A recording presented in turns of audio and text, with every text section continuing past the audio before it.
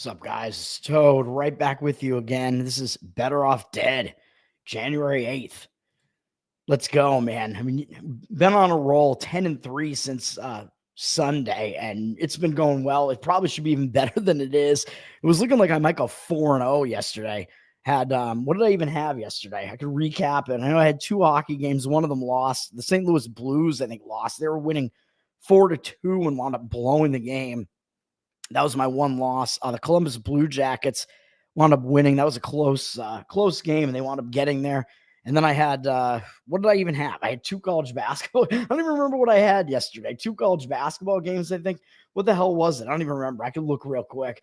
Let's see what it was. I like to refresh my memory and recap my good days, my winnings. But it's like, I remember the games that are crazy. I remember the losses, and the wins are just like, I don't even remember. Oh, yes, it was Iowa. Iowa was getting blown out of the building in that game. They wound up coming all the way back because the one thing you could say about Iowa is they can score. They play offense, and they came all the way back, and they wound up sending it into overtime and winning. I had the -3.5, which I know maybe not the best number on that, but they were losing so bad. I was like, they're just going to lose outright. This thing is over.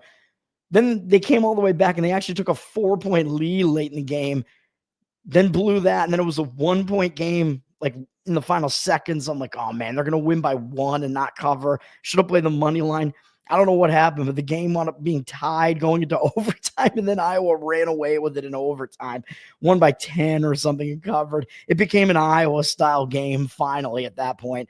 And they started going up-tempo and being able to do that as I think they wore Nebraska down a little bit, trying to get them to run.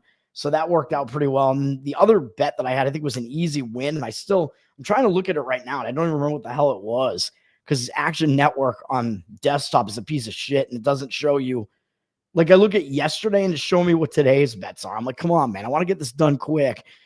Come on, Action, you piece of shit. What are you doing? Here it is. Georgia pulled off the upset over Kentucky. Nice, easy win there for me. That was no sweat. Like, basically wire-to-wire outright win for Georgia there. Nice win from Georgia. All right. Sweet. Let's talk about today. College basketball. I have 3 plays today, and they're all in college basketball. And I will touch on some of these other games real quick just because some of them are interesting. UConn-Villanova is one of the earlier games. We have some 6 and 6:30 p.m. Eastern games.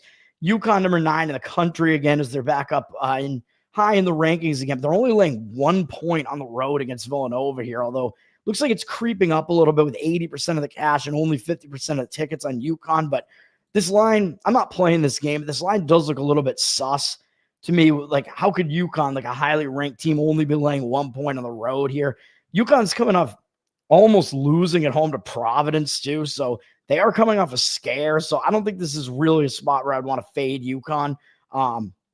Even though the line, again, does look suspicious, and the odds makers are kind of telling you, hey, maybe Villanova is a little bit back here and a little bit improved here.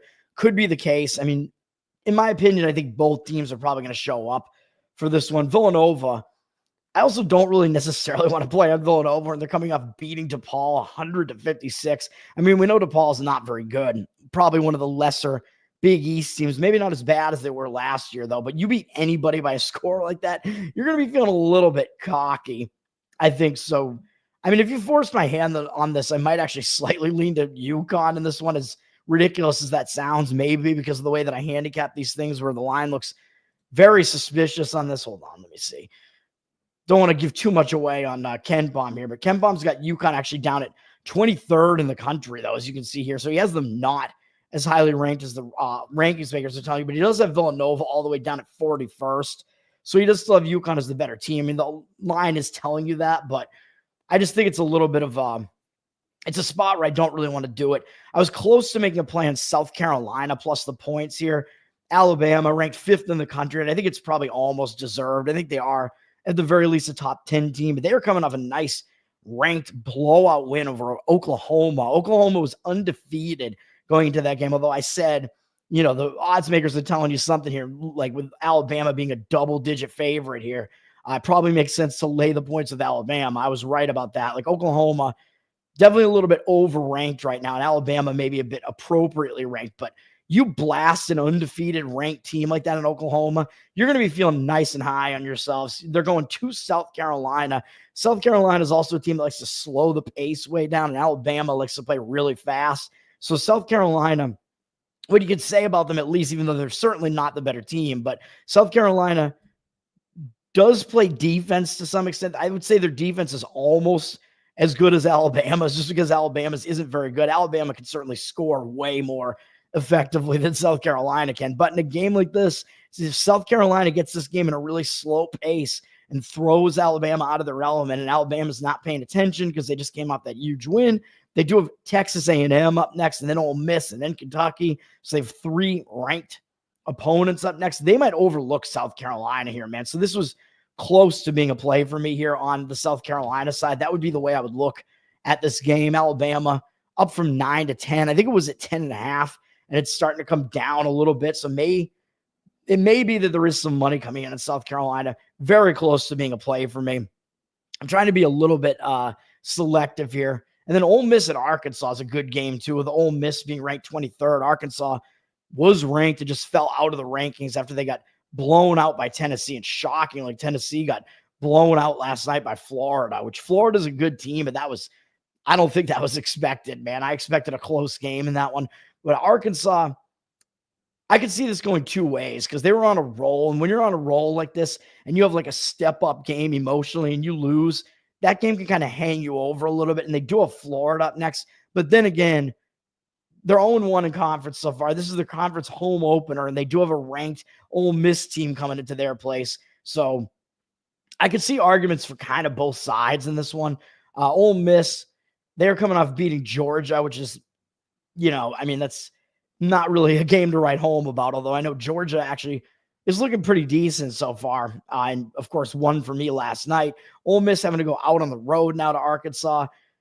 But again, it's not really surrounded by bigger games. So I don't think this is really a particularly bad spot for Ole Miss. Arkansas is up from 3 to 3.5 with 83% of tickets and 88% of the cash. So a little bit interesting there.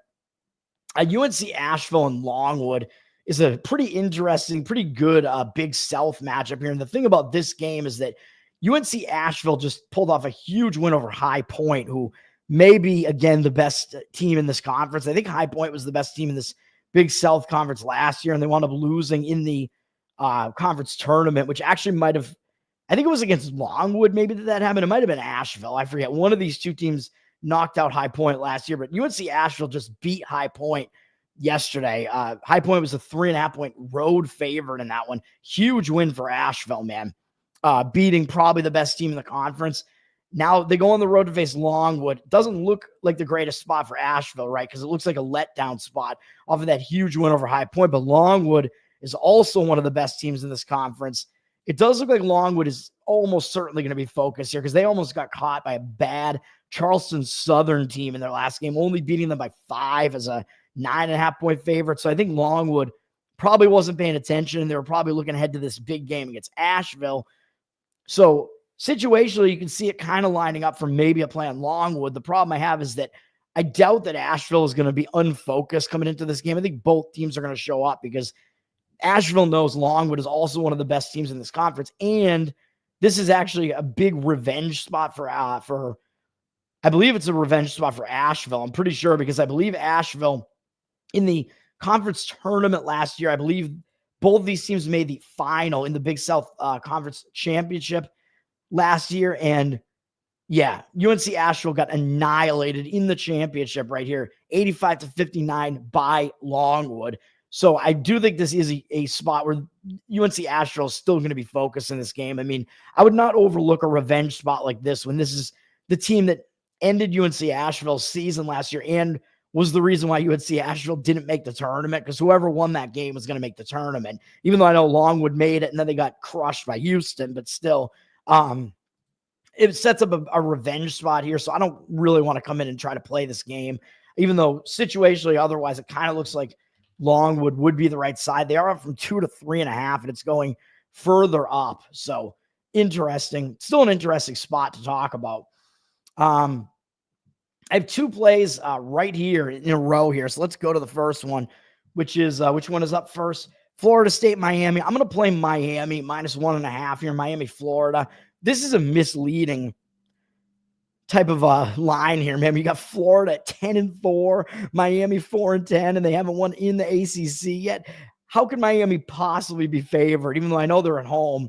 And this is a big rivalry, so both teams probably are going to show up for this. But the odds makers are really telling you something. It looks so easy to take a 10-4 team getting points against a 4-10 team. Well, why is the line like this? Well, the odds makers are telling you that even though Florida State is the better team, it's not by that much. If Florida State, even though this is not a very good opponent that they're facing here, they really have no impressive wins yet. And not only do they have no impressive wins, yeah, they lost to Florida, but Florida's great. But every time they've stepped up and faced a bigger opponent, except for their last game against Syracuse, which they won in a blowout, they've lost all the other ones. They lost to LSU and NC State. So Florida State, has no wins against a power conference so far, except for the Syracuse one. So that doesn't look that great to me, man. I don't think they've faced that difficult to schedule, even though KenPom actually has the strength of schedules between these two teams being really close. But I don't know if I agree, even though I know KenPom, the numbers are what they are. But Miami has lost to Drake, who's a pretty good, these are lower conference teams. These are good teams. Drake, VCU, those are good teams. Oklahoma State is at least a Big 12 team. Arkansas, they played to within 3. Clemson to within 10, Tennessee to within 13. Those are pretty good teams. So I would say Miami has faced a more difficult schedule, man. And their conference losses here, their conference losses are to Clemson, who's a pretty good team, and then on the road at BC and at Virginia Tech, which they lost by 1. I know they're coming off that game. It was a competitive game, but Virginia Tech, not a very good team. So this is Miami. This is their first conference home game since the start of official conference play. I think they're going to show up for this one, man, and they're going to try to break this loss streak here. So I kind of like it for Miami. I think they are being a little bit undervalued in the market here. And Florida State's probably being overvalued. Florida State might be feeling a little bit cocky coming off that win over Syracuse, which at least still is a power program. Syracuse still has a big name in college basketball. And Florida State does have Clemson and Pitt up next. It's not like they're going to overlook Miami necessarily, because this is a big rivalry. But when you're 10-4 and your opponent's 4-10, I think that takes a little bit, away from that aspect of it, man. I think it is possible that they may not take Miami totally seriously this time. And with Clemson up next, yeah, I don't know. Even though I know Florida State's missed the tournament the last couple of years, they've been actually really bad the last couple of years, and Miami has made the tournament the last couple of years. So Miami's now taking a little bit of a step down, a step back, whereas Florida State's kind of improving again. But I don't think that it's such a discrepancy right now that we should the team's records are really telling us everything here. And the money is coming in on Miami here. Miami's flipped from a 1-point dog, 1.5-point dog to a 1.5-point favorite, headed up towards 2, 71% of the cash on it, but 67% of tickets on Florida State. Looks like it's probably going to be public coming in on Florida State. And it looks like some of the actual money disagreeing with that and agreeing with me and coming in on Miami, thinking that there is some value, and it is a bit of a misleading line there. So give me Miami in that one. Next play right away, North Carolina State -2. I know this line's gone down from 3 to 2 with juice. Don't really see anything with the percentages yet, but this is just a fade spot for Notre Dame, in my opinion, man. Notre Dame, they're coming off playing UNC to the wire, man. I know North Carolina doesn't have a great record so far, but they're starting to turn it around a little bit. I think they're up to 10-6 now, something like that. So North Carolina, not really that bad a team. North Carolina's faced a really difficult schedule. And plus, it's still North Carolina. They're absolutely a basketball powerhouse. And if you're Notre Dame and you've been not a very good team for quite a while now, and you play North Carolina to within 1 point when North Carolina comes into your place, and you essentially blow the game too, because North Carolina was winning the game early, Notre Dame overtook them in the second half, and Notre Dame was winning this game down the stretch, winning in the final minute, and then they want to blow in the game in the end. That is tough, man. That is real tough. North Carolina had a pretty bad 3-point shooting game as well, 28.6%, not very good. But Notre Dame, coming off of that, that's a tough loss to take. And I know they're going to NC State. I know NC State's been in the tournament last couple of years. They were a Final Four team last year. But this year, I don't know, man. NC State only sitting at 8-6, 1-2 in conference. you're going to pay way more attention to North Carolina. It's going to be tough to get back up off the mat after that type of performance. And then 3 days from now, Notre Dame does have to face Duke, which is a huge game as well. So that could be a look ahead as well, even though I know Notre Dame, I mean, they're playing all these games in conference, but you got to have spots where you might not have total focus. And I think this might be one of them. I don't know how you get back up off the mat after almost beating North Carolina like that. And with Duke up next. So this is 3 straight North Carolina games, but NC State is obviously the lesser of those 3 programs, man. So this becomes a North Carolina barbecue pulled pork sandwich here in this one, man, in my opinion. And North Carolina State, NC State's coming off an ugly loss to Wake Forest, even though I know that's a North Carolina kind of rivalry game there as well, but that is a bad loss. Even though Wake is not that bad a team, I don't think. They almost made the tournament last year, at least. NC State, you lose to anybody by like 20 points, you're going to want to try to bounce back from that, man. So that was not a great performance from them. They're coming back home. This is going to be their first home conference game since before official conference play started, where they did beat Florida State on this floor. But I think it's a better spot for NC State. I think it's a bad spot for Notre Dame. I'll lay the 2 points with North Carolina State in that game.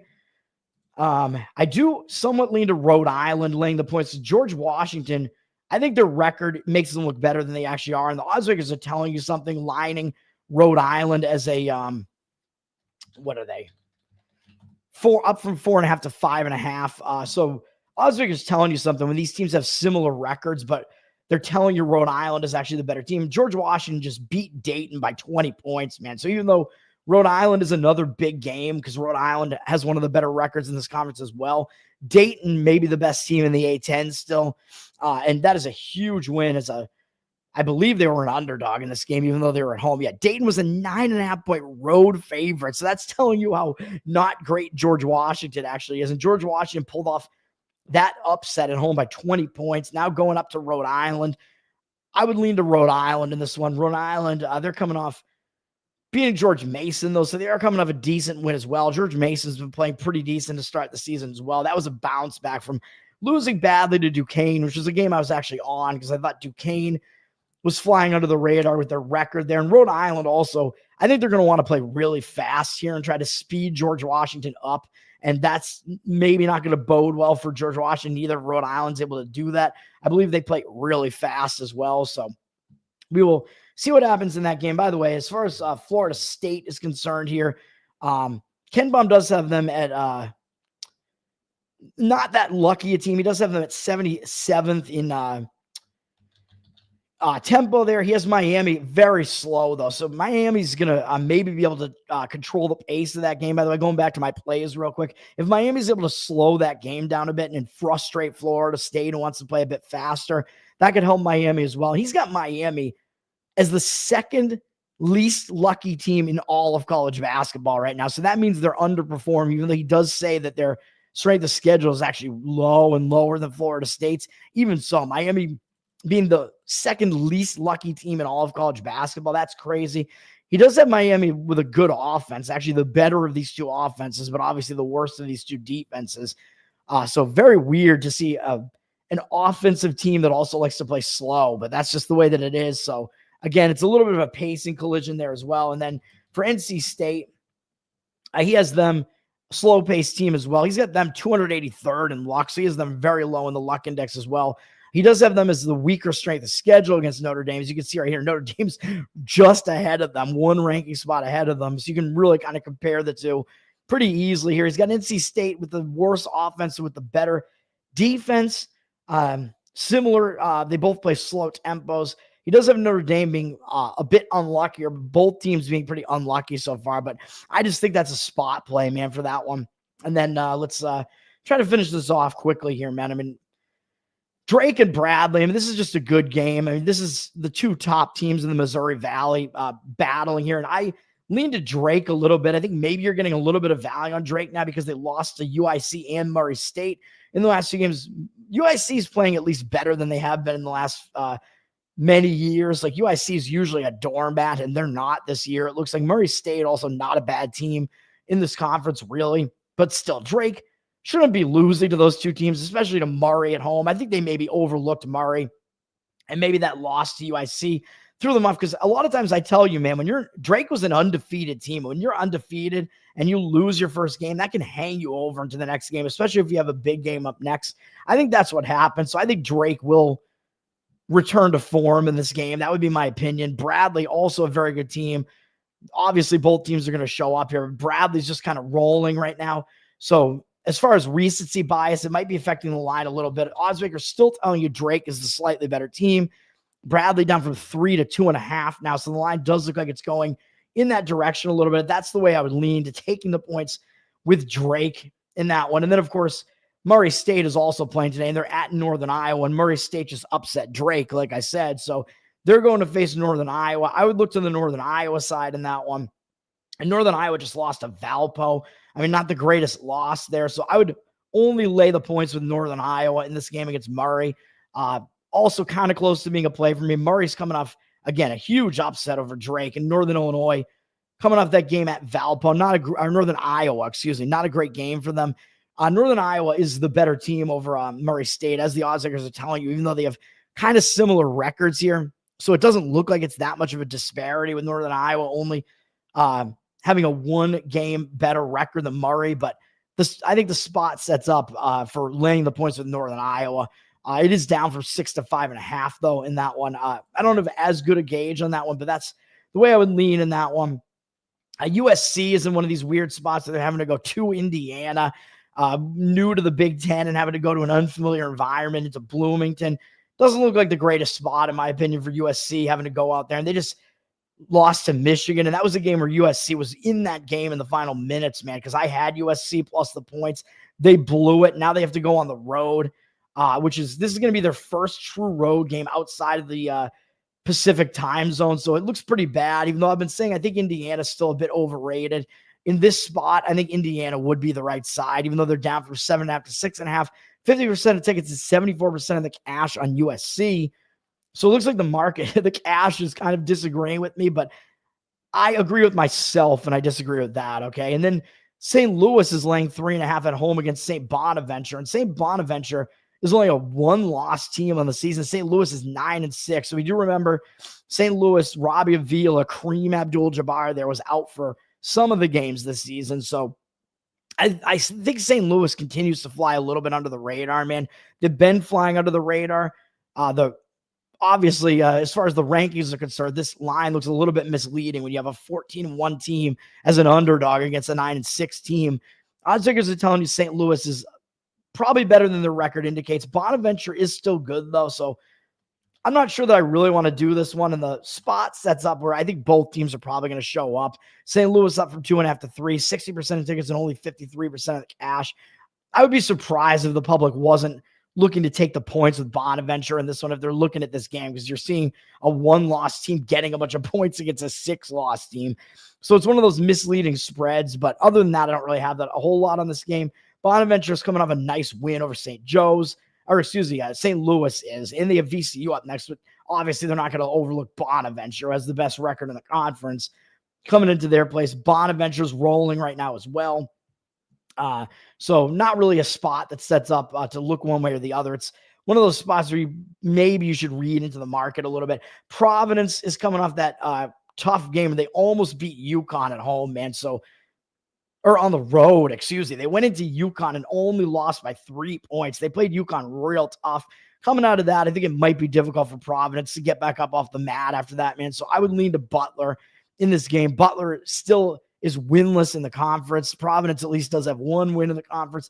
Butler's coming off a tough game too, though, man, over St. John's, where they played pretty tough. St. John's also pretty good. And this is a second straight road game for Butler. So I don't really want to have my money on the Butler side either, but that is the way I would lean in this one, because I think that Providence hangover spot is worse. Providence down from 3 to 2.5 in that one. Man, so many games. Texas A&M and Oklahoma is the only game, I think, with two ranked teams, number 10 and number 17. As I keep saying, though, I think Oklahoma is, I still think, a little bit overrated. Oddsmakers are telling you A&M is the better of these two teams, with Oklahoma laying 1.5 at home against them. But the spot, I don't know about the spot, man. Oklahoma's flipped from a 3-point dog to a 1.5-point favorite now. So the line looks like it is moving significantly in the direction of Oklahoma, even though I think maybe it's gone a little bit too far, because I do think A&M is the significantly better of these two teams, in my opinion. 88% of the tickets, 95% of the cash on the Oklahoma side.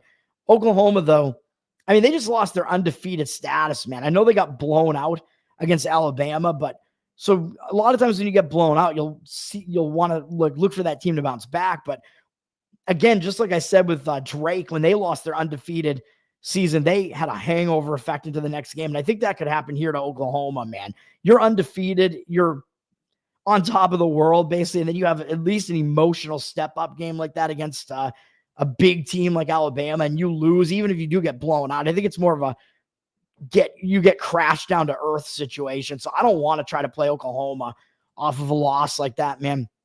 We'll see what happens in this one. And A&M is the better team. A&M's coming off a nice win over Texas, where they might be feeling pretty high on themselves as well. Now they're going to Oklahoma, which this is their first true road game since the beginning of the season against UCF, which they actually lost that game. But A&M's been playing really well since then. They do have Alabama and Kentucky up next, so it is a potential look-ahead spot. So I don't want to take either of those teams in that game, but it is one of the more interesting matchups. And Illinois is laying 9.5 against Penn State here. Illinois, they're coming off going out to the Pacific Coast, beating Oregon, and then not having really a letdown and beating Washington as well, even though I think they may have not covered in that game. Let me see. Yeah, they were 6.5. They didn't cover. So could be a little bit of a difficult spot coming back home, but Penn State, still a big team, and this is still a fairly big conference game, I would say, in my opinion. And Penn State, they're coming off a loss as a favorite, where they lost pretty ugly at home, in my opinion, even though it was to an Indiana team that still has a lot of name, like weight behind their name, I would say. But still, Penn State should have won that game as a favorite, and they did not at all. Maybe they were looking ahead to this game, so kind of an interesting matchup here as well, where Illinois is up from 9 to 9.5, but I'm not so sure that I would look that way in that one. I don't really have that much of an opinion there on that one, though. And then Virginia Tech's going out to Stanford. Virginia's going out to Cal. So these weird ACC matchups in the new ACC, where I would only look to the Pacific Coast teams there, because it's just a weird spot for the Virginias to have to go out to. Yeah, I mean, it's just bizarre to see that. And then my last play in college basketball is Kansas City, the Kangaroos, at Omaha. Excuse me. I think Omaha is not even as good as the record indicates. Kansas City's just sitting in a 1.5 point road favorite. So the odds makers are telling you Kansas City is the better team. I mean, they do have the slightly better record, but it looks like it's not that much of a disparity, as both teams are undefeated in the Summit so far.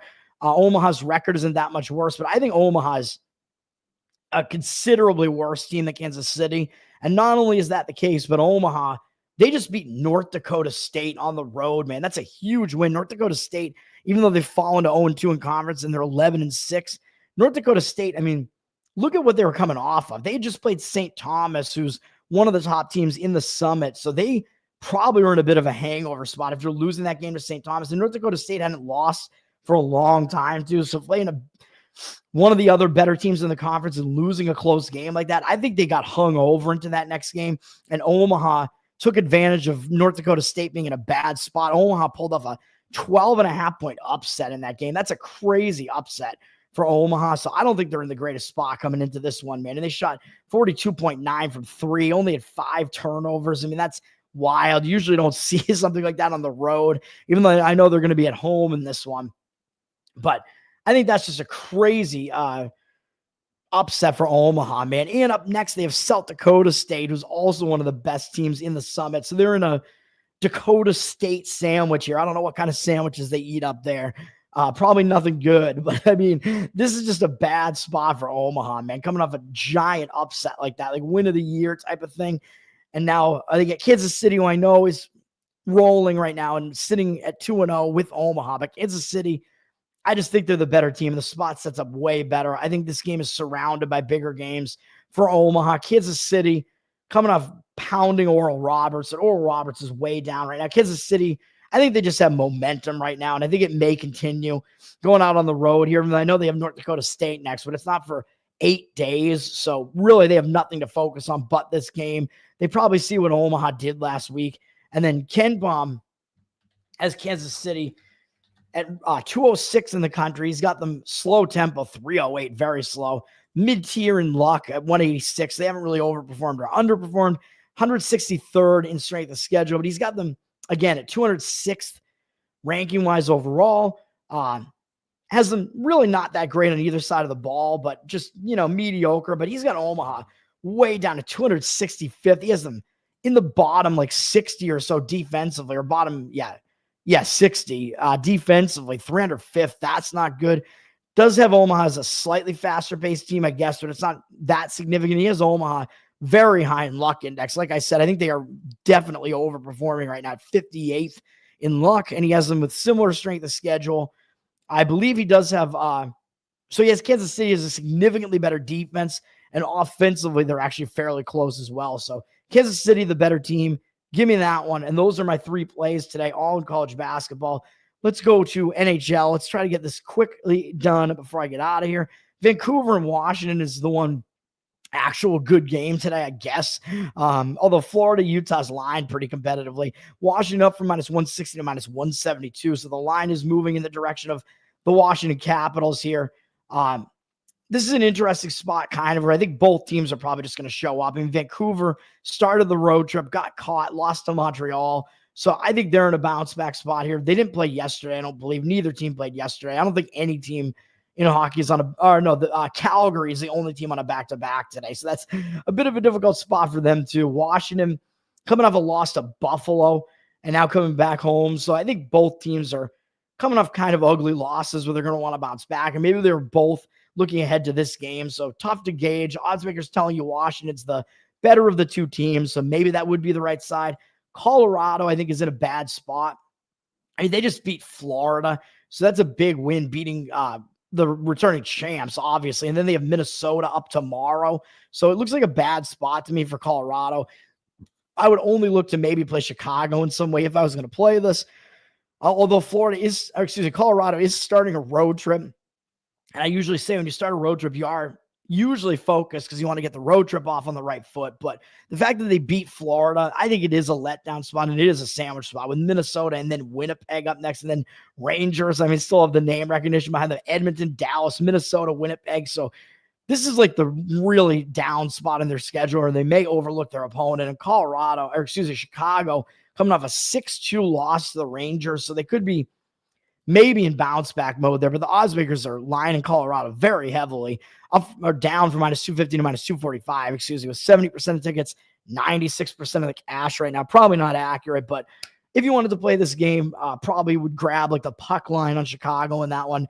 That would probably be the closest I would be to making an NHL play. In Florida at Utah, down from -135 to -134. No percentages yet on that one. Florida, as I said, coming off the loss to Colorado, but I mean, Colorado's a pretty good team, so Florida having to play 2 straight games in elevation like this, and then they do a Boston up next. I don't know if that's that much of a look ahead or not, but I don't think it's the easiest spot. Like, I don't necessarily consider this to be a bounce back spot because going into Colorado, it's a tough game, man, and then having to play a second straight game out in elevation, maybe not the easiest spot, which is probably why the line is what it is. But Utah's returning home from a road trip, and they finished the road trip by having a close game against the Dallas Stars. So that was a big game too. So I don't think Utah's really in a spot where I'd really want to play on them, even though as far as return home spots are concerned, they're usually a distraction. But in a case like this, maybe not so much, because Florida obviously is a team they're still going to be focused on. So I still don't want to play Utah and return home from a long road trip. Though in Calgary, as I said, is on a back-to-back. So not the easiest spot for them either. They just won at Anaheim. I said I liked Calgary last night. That game actually went into overtime too. So Anaheim was on a roll. Anaheim had played like a bunch of like huge games in a row, 4 or 5 huge games in a row. So actually had to step down in class to face Calgary. And Calgary did take care of business, but it took them into overtime to do so. So Calgary certainly isn't a bad rest spot here going to LA, but I mean, they're not going to be unfocused against LA. It's just a problem where Calgary's the significantly worse of these two teams and having to play on a back-to-back, having played into overtime last night, even though they just squeaked by a bad Anaheim team. It's not a spot that's very good for Calgary here. LA up from -214 to -224. They're the more rested team and the better team, at least. 70% of tickets, 94% of the cash on the Kings. So that's what's going on in that game. Jeffrey, what's up, man? Good to see you again. A slow-paced basketball team is a factor.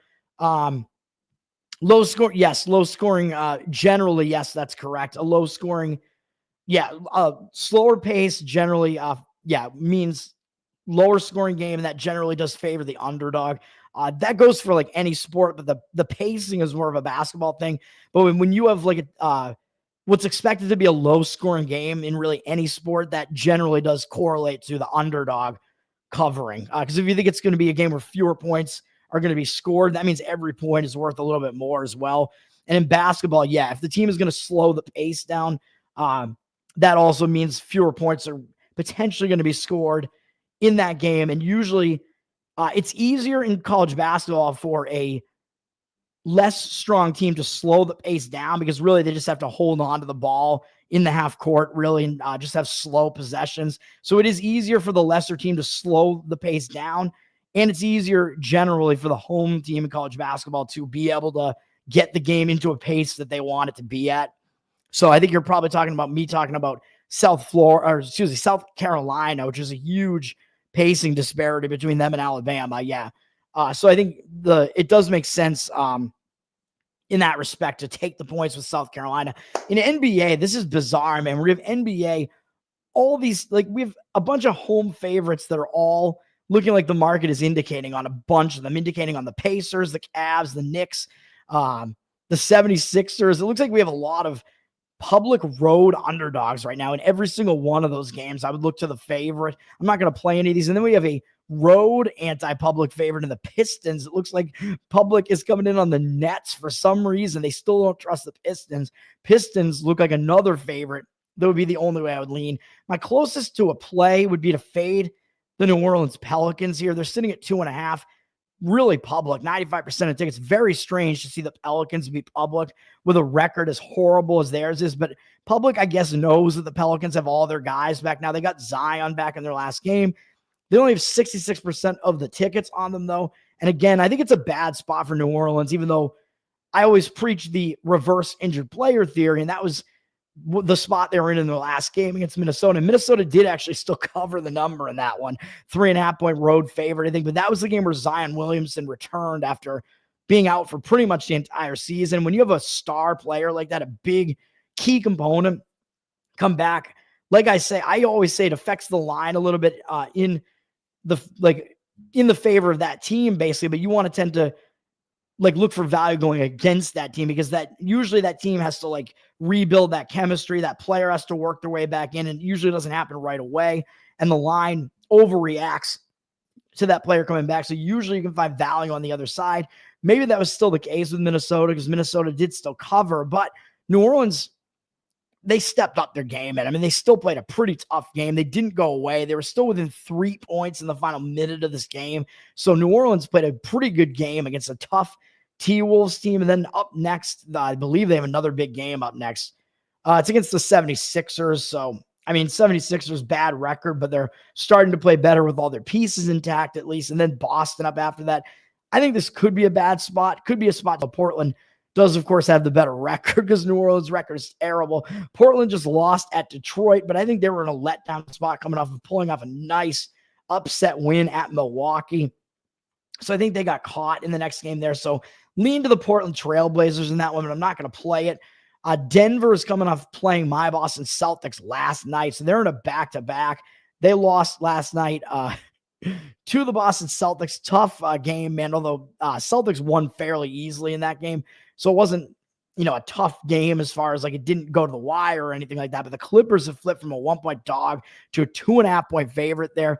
Nuggets getting the public. It looks like 98% of tickets. We don't really see a cash percentage yet on this, but it looks like the public is probably going to think this line is crazy.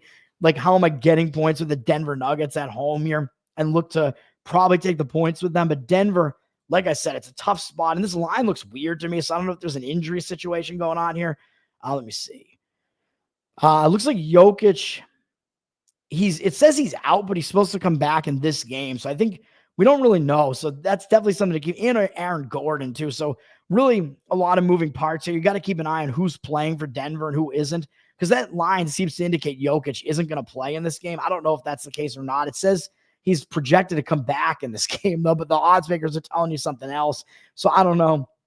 And then as far as the Clippers are concerned, by the way, I forgot to mention that the Clippers did get Kawhi Leonard back. So they were in a spot where it could have been a reverse injured player theory spot for them as well, getting him back. But that was this Atlanta game, and they blasted Atlanta anyway with Kawhi Leonard back. So I don't know. We'll see what happens. Kawhi Leonard looks thinner, and I don't know if that's a good thing or not, if he's necessarily in better shape or not. We will see.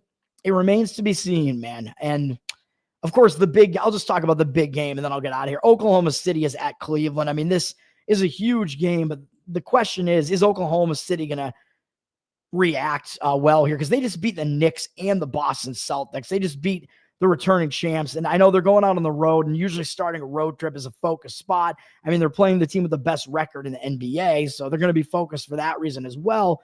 But you're coming off beating the Boston Celtics, man. So to me, it doesn't look like the easiest spot, in my opinion. Cleveland, I mean, they're just rolling as well. Both of these teams are coming into this on a win streak, but Cleveland just had an easy win over the Charlotte Hornets. So they're coming off a much less difficult game than Oklahoma City is. So Oklahoma City is, at the very least, having to put up huge efforts for a third straight game here. So I slightly lean to Cleveland, even though the odds makers are actually telling you the Thunder are actually a slightly better team. I agree, but in this spot, I don't agree with it. And the public is all over the Thunder. 84% of the tickets, crazy. The public's looking at this, I think, and just thinking, oh, this is a competitive matchup. Take the underdog, kind of like a Super Bowl type of situation here, where that's kind of what the market looks like in a lot of the Super Bowls, where it's perceived to be like a competitive game. Public likes to jump in on underdogs in a lot of cases like that. Only 71% of the cash on OKC. So I think the spot definitely sets up better for the Cavs. They're up from 2 to 2.5. That would be the way I would look in that game, the biggest game on the slate. And that's going to do it, man. I'm going to get out of here. My 3 plays in college basketball, trying to be selective, all in college basketball today. NC State -2, Miami, Florida -1.5, and Kansas City -1.5.